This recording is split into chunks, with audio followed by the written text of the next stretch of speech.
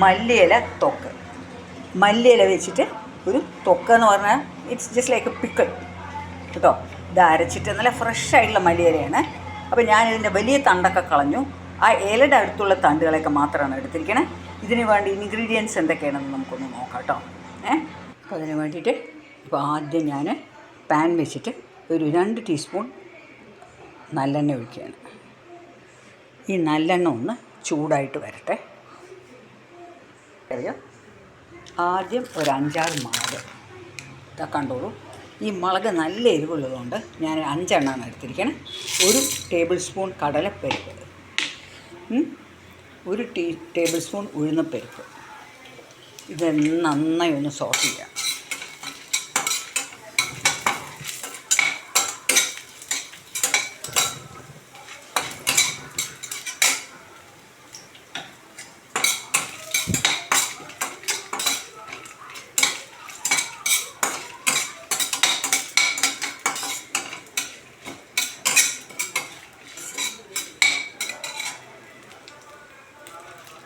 പിന്നെ അതിൻ്റെ കൂടെ 1/4 ടീസ്പൂൺ ജീരകം, 1/4 ഉലുവ.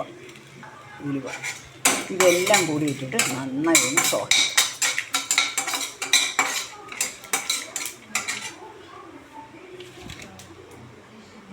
എന്നിട്ട് ഇനി എന്താ ചെയ്യേണ്ടത്? ഈ മല്ലിയില നോക്കിക്കോളൂ, ഇത് ഇതിലേക്ക് ഇടുക. ഒരു 2 പിടി മല്ലിയില കേട്ടോ. ഇത് വൃത്തിയായി കഴുകി. മല്ലിയില ഗുണങ്ങളെപ്പറ്റി പറയേണ്ട ആവശ്യമില്ല. വളരെയധികം അയൺ കണ്ടൻറ്റും അനീമിയുമുള്ളവർ കഴിക്കേണ്ടതാണ്. ഇത് നല്ല ഓർമ്മശക്തി കൊടുക്കും. ഈ മല്ലിയില കഴിച്ചാലുണ്ടല്ലോ നല്ല ഓർമ്മശക്തി. അതേമാതിരി ഇത് നെർവസ് സിസ്റ്റത്തിനെ നന്നായി പ്രൊട്ടക്റ്റ് ചെയ്യും. അപ്പോൾ അതാ ഇതും കൂടി ഞാൻ ഇട്ടിട്ട് നന്നായിട്ടൊന്ന് സോട്ട് ചെയ്യാം കേട്ടോ. പിന്നെ ലാസ്റ്റായിട്ട് എനിക്ക് കുറച്ച് പുളി ഇതാ കണ്ടോളൂ. ഇത്ര ചെറിയൊരു നോട്ട, ഈ 2 ബഞ്ചിന് ഇത്ര കേട്ടോ. എന്നിട്ട് ഇതും കൂടി ഇട്ടിട്ട് നന്നായിട്ടൊന്ന് സോട്ട് ചെയ്യും. ഇത് നമുക്ക് ദോശയുടെ കൂടെ കഴിക്കാം, ചോറിൻ്റെ കൂടെ കഴിക്കാം. ഇടയ്ക്കിടയ്ക്ക് 1 സ്പൂണ് നല്ല ടേസ്റ്റ് ആയിരിക്കും. ഇതിൽ വെള്ളം ആഡ് ചെയ്യാൻ പാടില്ല. അങ്ങനെയാണെങ്കിൽ ഇത് കേടുവരും കേട്ടോ. അപ്പോൾ നമുക്കിതിനെ നന്നായി ഒന്നും കൂടി ഒന്നിങ്ങനെ സോട്ട് ചെയ്യുക. ആ പുളി ഒന്ന് നന്നായി ഡ്രൈ ആവട്ടെ കേട്ടോ. എന്നിട്ട് നമുക്കിതിനെ ആറിയ ശേഷം ഒന്ന് അരയ്ക്കാം. ഇതിനെല്ലാം കൂടി ഒന്ന് അരച്ചിട്ട് വരാം കേട്ടോ. പുളി, മല്ലിയില, മുളക് എല്ലാം കൂടി അരയ്ക്കാനും പോകുന്നു. ഇപ്പം ഞാനിത് അരച്ചു കേട്ടോ. എന്നിട്ട് ഇനിയിപ്പോൾ എന്താ ചെയ്യാൻ പോണറിയോ? ലേശം വെള്ളം ചേർത്തിട്ടാണ് അരച്ചിരിക്കുക. ഒരുപാട് വെള്ളം ചേർക്കരുത്. ഇതിലേക്ക് ഒരു 2 ടീസ്പൂണും കൂടെ നല്ലെണ്ണ ഒഴിക്കുക. എണ്ണ നല്ലോണം ഉണ്ടെങ്കിൽ കേട് വരില്ല.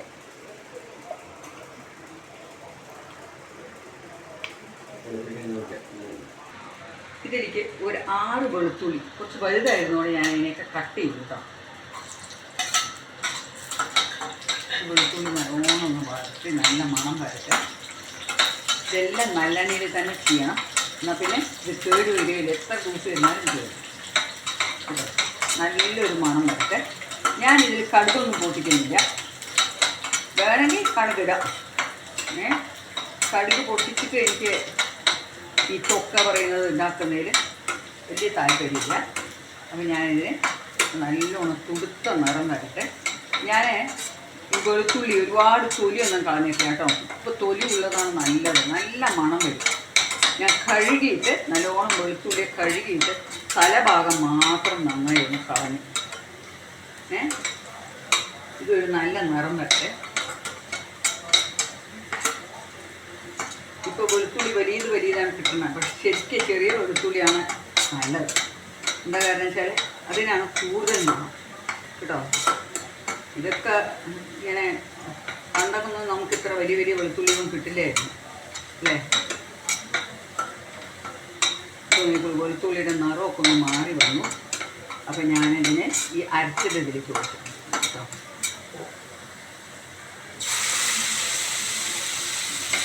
ഇതിലേക്ക് ഒരുപാട് വെള്ളം ചേർക്കരുത്. ഞാനിതാ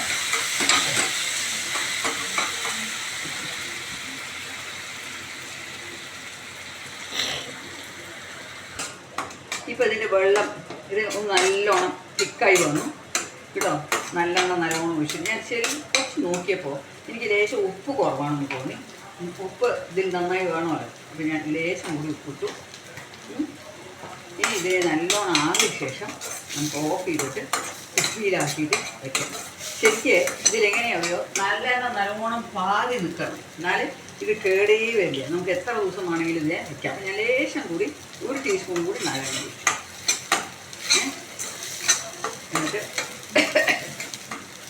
ഇതിനെ ഞാനിപ്പോൾ ഒന്ന് ഓഫ് ചെയ്ത് വയ്ക്കാൻ പോകണം കേട്ടോ. നല്ലോണം ഇളക്കിയിട്ട് ഓഫ് ചെയ്ത് വയ്ക്കും. ഇപ്പം നോക്കിക്കോളൂ, എൻ്റെ ഈ തൊക്ക് റെഡിയായി.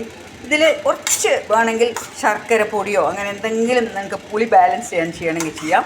ഞാനിതിലേക്ക് ശർക്കര പൊടി ആഡ് ചെയ്തിട്ടില്ല. ആഡ് ചെയ്താൽ നിങ്ങൾക്ക് നല്ലതാണെന്ന് തോന്നണമെങ്കിൽ ആഡ് ചെയ്യാം കേട്ടോ. നിങ്ങൾക്കറിയാം ഞാൻ ഷുഗർ ഒന്നും അധികം കൂടുതലായിട്ട് ഉപയോഗിക്കില്ല. ഇത് നല്ല ഒരു മല്ലിയില തൊക്കാണ്. ഇത് നമുക്ക് എടുത്ത് വെച്ചിട്ട് 1 മാസം 2 മാസം വരെ സൂക്ഷിക്കാം. ഇതിലത്തെ കാര്യം എന്താ വെച്ചാൽ കുപ്പി നല്ല ഡ്രൈ ആയിരിക്കുന്ന ഒരു കുപ്പിയിൽ അടച്ച് നമുക്ക് വയ്ക്കാം, ഫ്രിഡ്ജിൽ വയ്ക്കാം. ദോശയുടെ കൂടെ കഴിക്കാം, നല്ല കഞ്ഞി കഴിക്കുമ്പോൾ, ചോറ് കഴിക്കുമ്പോൾ, എന്തിൻ്റെ കൂടെ വേണമെങ്കിൽ കഴിക്കാൻ അടിപൊളി ടേസ്റ്റാണ്. ഈ മല്ലിയെല്ലാം നല്ലോണം കിട്ടുന്ന സമയത്ത് ഇങ്ങനെ ചെയ്താൽ വളരെ നല്ലതാണ്. പക്ഷേ അതിൻ്റെ വലിയ തണ്ടൊന്നും എടുക്കാതിരിക്കുക. ഇളന്ത് തണ്ടും ഏരിയയും മാത്രം എടുത്ത് ചെയ്യുന്നതാണ് നല്ലത് കേട്ടോ. അപ്പോൾ ഞാൻ ഇതിനെ കുപ്പിയിലാക്കിയിട്ട് കാണിക്കാം. കുപ്പിയിൽ ഇങ്ങനെ നന്നാക്കി വെച്ചു. അച്ചാർ കാണുന്നുണ്ടെന്ന് വിചാരിക്കും ഞാൻ.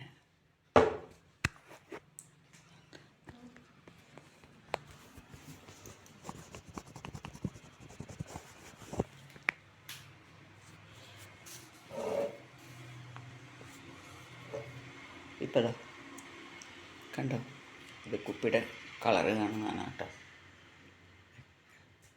ഇങ്ങനെ എൻ്റെ കൊത്തമല്ലി തൊക്ക് റെഡിയായി കേട്ടോ. അപ്പോൾ എല്ലാവരും തോന്നുന്നു പരീക്ഷിച്ച് നോക്കുക.